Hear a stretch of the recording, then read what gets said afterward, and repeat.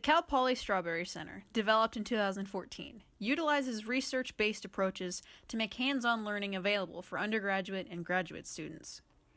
Covering 10 acres, the Strawberry Center focuses on solving industry problems such as soil-borne diseases and pest management. So at most commercial farming operations, you would have sandier soils than what we have here at Cal Poly, so it is a little different here at Cal Poly. We have to work the ground a little more, but beyond that, it's pretty similar. With that in mind, we have to rip the ground as much as physically possible within our time constraints. So we try and rip the ground up to 8 times if time permits. After that, you want to disc it and then potentially about every 2 to 3 years land plane it, which is leveling the ground so you don't have any irrigation or drainage issues. After that, you're going to want to pre-irrigate the soil so that it is wet enough to shape, but not too wet that it's too heavy to shape into the beds. Again, that depends on your soil type and where you're at and the weather and such. So here you put out overhead sprinklers. You get your beds shaped after you've irrigated. You put down plastic and drip tape.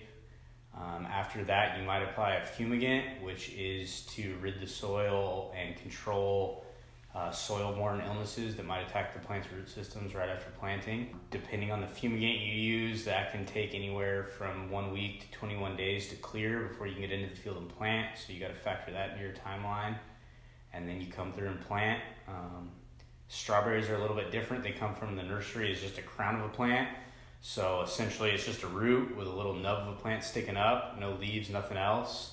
Once planted, you just fertilize and spray and get ready to harvest some berries. The process leading up to harvest requires a good deal of management, specifically in the pest control sector. This includes action threshold assessments and determining the frequency at which to treat for pests.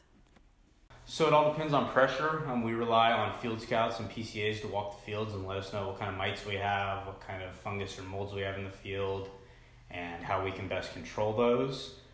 During peak time, it might be once a week. During the off season or during the rain, you're lucky to get in there once at all. On our most recent planting, which was done in the beginning of October 2018, we've only had 1 spray application, and that was to control a worm. That was done in December. And since then, we haven't been able to get back in due to the rain. Working here, there's something new every day. This isn't your typical farm where you're doing the same thing year over year, maybe making slight tweaks and changes to try and get more production. Here at Cal Poly, there's always new sponsors and new growers and new things that people want us to try for them and try to learn from and figure out solutions to. So it's a new challenge every day. As the Strawberry Center continues to thrive and investigate some of the industry's more pressing questions, it remains an opportunity for students to gain experience in the field. In effect, it cultivates not only berries, but educated agriculturalists as well.